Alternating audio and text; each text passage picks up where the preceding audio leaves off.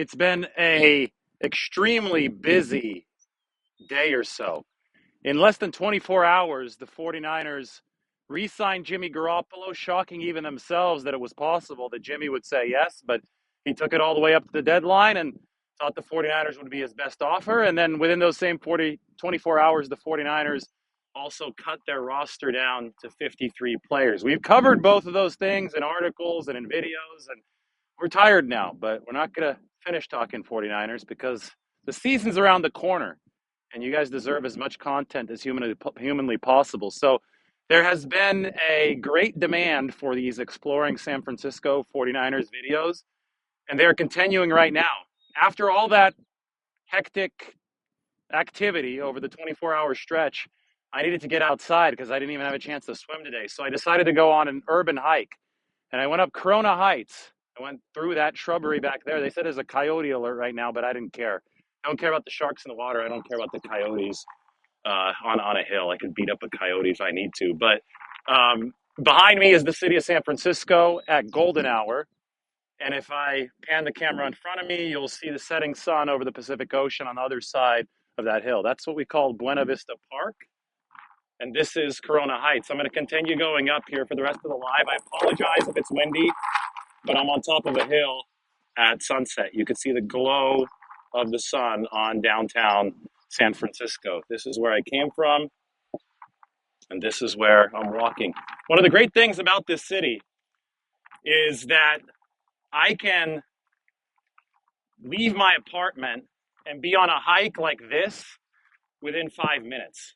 And by a hike like this, I mean this. You can see the city, you can see golden hour.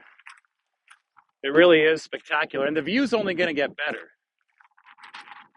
The wind might get a little bit worse, but to be honest, we might be a little bit shielded by the wind the further that we walk this way. Hopefully we don't lose reception up here, but you would think that being on top of a hill would make everything better. But boy, what a 24 hours it's been. First question, is Tart coming back? Potentially. No reason to bring him back right now. They don't play until September 11th. They can wait till stuff settles down and figure out how to make this roster work. That's one thing. A lot of people think that this initial 53-man roster is the be-all, end-all. It most definitely isn't. It's just the first roster. 49ers still have over a week and a half to make other moves. All right, we're flipping this around for you guys. Here's the bench. There's the city. That's the Mission District, the last bit of sunshine. Straight in front of me is the Chase Center. That right there in the middle of the screen, that's where the Warriors play. The new Chase Center, already a couple years old, but definitely on the newer end. You pan from the Chase Center to here, you see Oracle Park. That's where the Giants play. Beyond Oracle Park in the distance, you see the city of Oakland and all the cranes, the shipping cranes. And obviously, the Oakland Coliseum is over there. Mount Diablo behind everything. The highest peak in the Bay Area, Mount Diablo right there. That's way back behind Walnut Creek. So we still have a little ways to go. There's people, though, up at the top, so I don't want to disturb them with too much of a live. But I'm going to go up a little bit higher just to give you guys a little bit more of this view because it really turns spectacular. Now, this is like endurance stuff. I do this little trail run, sweating a little bit. Then I have to talk and hold the camera out in front of me, and that gets me to lose my breath a little bit too. So I'll try to be as steady with this as possible as we talk Niners. So Tart might rejoin. I wouldn't rule it out. The key is they still have time. And he got a $500,000 guarantee from the Philadelphia Eagles. So I don't think Tart's going to want too much money from the 49ers since he already has fully guaranteed money. Same thing with Nate Sudfeld. $2 million full guarantee from the 49ers. So if he re-signs somewhere else, there's offset language in his contract that the 49ers would definitely benefit from because they wouldn't owe him that full $2 million. All right, hope you guys have a little bit better view now. What's going on? Corona Heights, I think it's more underrated and better alternative to its brother, Twin Peaks. Twin Peaks is straight ahead. We continue walking. A lot of wind. But look at that. Look at that ocean fog in August coming up over Twin Peaks. Twin Peaks is not the highest point in San Francisco. Mount Davidson is, but it's the second highest. And that wind from the largest air conditioner in the world, the Pacific Ocean, just comes, it just howls across at this time of the day. So the further I walk, the less you'll be able to hear me.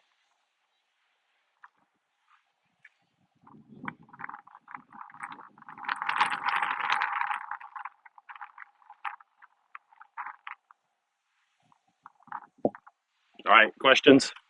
Go for it. If it gets too windy where I'm at, I'll walk somewhere where it's a little bit less windy. Maybe I walk this way to just show you guys the view, and then I turn around and come back. Because, I mean, these people look like they're having a ton of fun at the peak. You guys walking up there. This is what I was seeing earlier. Active coyote den area. And there's a fence here, but we'll go above it here. All right. Past the fence. Working our way up to the summit. How much pressure does this put on Lance now? No, he won't have a very short leash. The only people that are saying that he's a short leash are fans who aren't part of the 49ers organization. The only people that were saying that Jimmy Garoppolo should be benched last year were fans who aren't part of the 49ers organization. One thing that we should, realize by now is that the 49ers organization is going to run things rationally and correctly, and they're not going to rely on advice from Twitter Spaces. People on the internet, just because they have a platform and a voice now, think that their voice matters and is heard. Sorry, it doesn't matter. It's not heard. Not everybody's voice is created equal when you're running a professional football team. If the 70,000 fans in the stadium were running the team, things would be pretty sloppy. They hired John Lynch and Kyle Shanahan to run the team, and they're not going to give Trey Lance a short leash. The 49ers have option power at quarterback, and they also have a lot invested in Trey Lance. It's really windy here as I make my way near the top, but why don't we take a look at the sunset?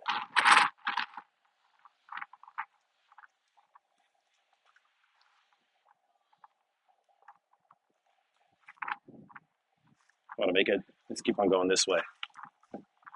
Yeah, but that's just like one of my common complaints these days is everybody feels entitled. Everybody feels that, okay, I have my opinion. Everybody is entitled to an opinion, though, but you're not entitled to how a team should be run.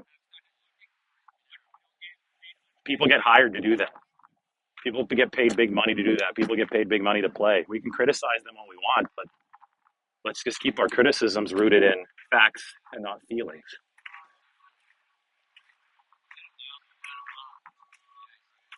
Here we go. Top of Corona Heights.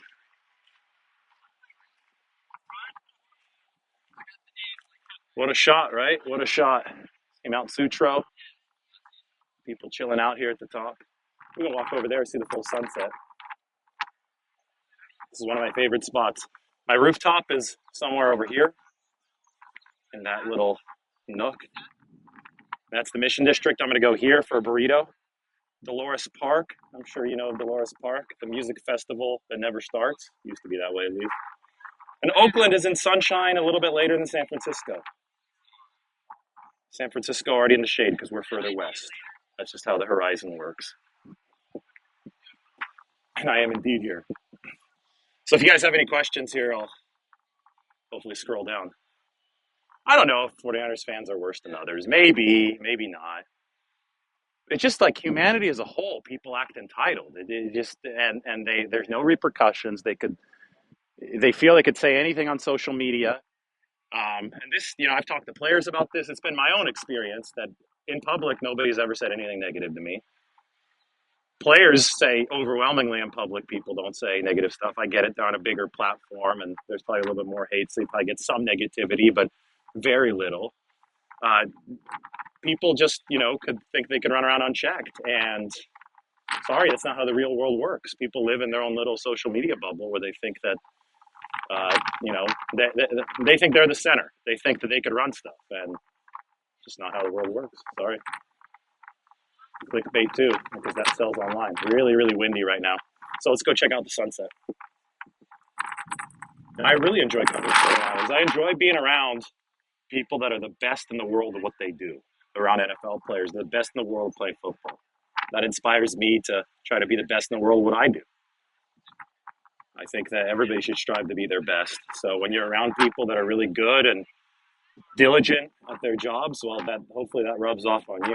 Yeah, University of San Francisco. That's USF's going to be this way. We could step over here. Let's walk this way.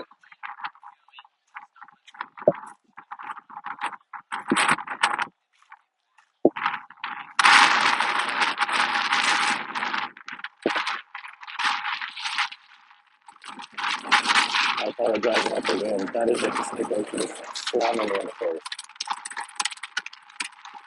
There's the sun. See it?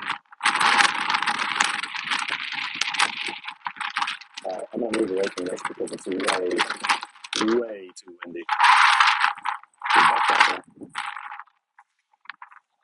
One last little look.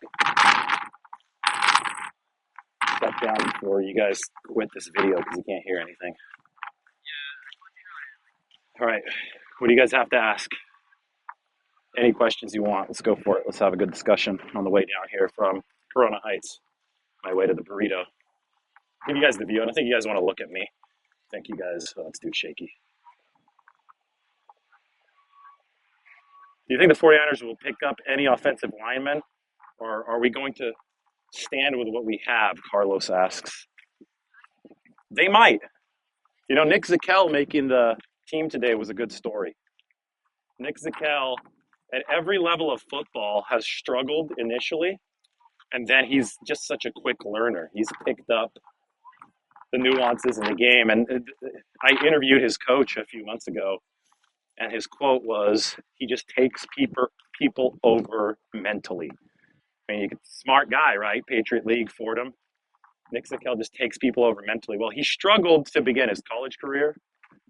He struggled to begin the Senior Bowl, and he finished both of those off with a bang. And he struggled to begin training camp for the 49ers, and look where that ended up. By the end of that last preseason game, Nick Zakelj was looking solid. And the 49ers reward that kind of improvement. They reward that kind of determination. They're really happy with what Nick Zakelj was able to do for them over the course of training camp. So he made the roster, but I don't think that he's like a legitimate contender to play yet. He's still a developmental guy, but he's good enough to where they think he'll be able to contribute at some point this year. And the rest of the line, boy, they might need a reinforcement, but they also, kind of want to ride this out. I don't think that Banks and Burford were as bad as people say they were in the run game. It's the pass game that's the big, big issue for the 49ers. That pass protection needs to get better. And here's the thing about Kyle Shanahan. One more look at the view. I'll show you guys. I just love it. This light in San Francisco is something else. But the thing about Shanahan is he's prioritized run blocking over pass protection throughout the course of his 49ers tenure as the play caller, as the coach, as the boss. He wants such intricate success run blocking for the outside zone that he believes that if you do run the ball properly, if everybody gets the job done from an athletic and strength standpoint up front, you're going to get into down and distance situations that really help you out scheme pass protection deficiencies. I don't necessarily agree with that. I think it's cost the 49ers in big-time games in the Super Bowl and the NFC Championship, especially when not everything is perfect, such as when Trent Williams is hurt. But that's Shanahan's philosophy, and that's why he likes Taylor making his own offensive linemen. With 5 running backs on the 53, how many passes a game do you see Lance having? So it's not just 5 running backs on the 53. It's 4 tight ends, a fullback, Trey Lance running, obviously, at the quarterback position, and Deebo Samuel. That's another honorary running back on the 53. They want to run the football a lot. They've run the football over 50% of the time. They're one of the very few NFL teams that does that. And it's going to be even higher this year. And, it's going to be different types of runs for the 49ers as well. I think you're going to see more power running for the 49ers this year. You have heavier backs. Notice that everybody except for the lightest back, Hasty, made the 53-man roster. So you're going to see a lot of running. They're going to run the hell out of the football this year. Over or under 3 starts for Jimmy. I don't know. I don't predict injuries, and I think injuries are a big part of answering that question. You have to hope everybody stays healthy. I'm just a fan of the game in that regard. Jimmy Garoppolo has an incentive structure in his deal that if he starts and if he plays over 25% of snaps in any given regular season game, he makes $100,000 bonus for that game. If the 49ers win that game, he makes another, I believe, 100K, or it's maybe 200K. No, 250, I think. I have to look it up. I'm going to talk about this at some point a little bit later on. So Jimmy has this crazy incentive structure that's very complicated, but if he gets all the way to the Super Bowl and he takes 50% or more of the snaps, he gets $1 million. Nice little bonus for Jimmy Garoppolo. All right, we're going to keep on walking. What will happen with Sermon? He hasn't shown much positive. Well, he's shown plenty of positive in the offseason. You guys only saw 3 preseason games, and the 49ers didn't even have Trent Williams blocking for him. I've been telling you guys, they're not going to cut Sermon. They made the 53-man roster, and now they could see what to do with him moving forward. But there's a much larger sample to examine than just 3 preseason games. That's important to keep in mind. No, Toure is not subject to waivers. He is a vested veteran. So Kamoko Toure is just released and he could sign elsewhere. That's a tough one to lose. The veterans aren't either. That's somebody asked, do you think the veterans are behind Trey or Jimmy? The veterans, I mean, these guys are paid to play football. These guys are paid to win football games, and they don't take sides like people do on Twitter Spaces. That's the simplest way I could put it. The way that the world works on the internet is not the way that the world works in a room full of alpha males playing football. It's just not. People want this drama and who's behind who to exist. It doesn't work that way. Football players will get upset if they feel that there's an abdication of leadership, if they feel there's incompetent leadership at the top. But the 49ers are just doing good, sound business maneuvers at the quarterback position. And the players, if anything, are happy that they have option power there, because it means that the players, everybody benefits from having a better chance to win. The 49ers are better today than they were before they re-signed Garoppolo yesterday. If they're better today than yesterday, that means the players have a better chance to win games. And if you win games and you're on that team, you have a better chance to get paid. So, yeah, it's not Trey or Jimmy. It's win the Super Bowl. It's Trey and Jimmy and try to win the Super Bowl. And I think people are pretty happy on the football team that their options have increased and their chances to do better have increased in these games. Yeah, that's a great point. Big T916. So the 49ers are going to get a comp pick next year for Jimmy Garoppolo if they keep him throughout the course of the season. So they're going to get that trade return at some point, and they get the benefit of the best backup in the NFL, somebody that Trey Lance likes. Trey Lance likes Jimmy Garoppolo. It's one thing. The people, this is important to discuss before I start heading down. The 49ers are big about people. This has been huge for Shanahan and Lynch. They want to get the right person in the building. It's not just a player. Of course, you have to have talent. They're not going to take you if you don't have talent. But there's a lot of guys with talent. But you have to be the right person. You have to be a good locker room guy. You have to get along with your teammates, because something Bill Walsh talked about too. That leads to team cohesion. And that focus, they had it with Garoppolo. They had it with Trey Lance. That focus ends up paying off in situations like this, because the guys actually like each other. Trey's actually excited when they re-sign Jimmy. He's posting on Instagram. So the focus on people here means that this is not the shit show of a Twitter space where people don't care about each other. They're anonymous. It's a food fight, right? No, this is respect. This is men working toward a common goal. This is respect in the locker room.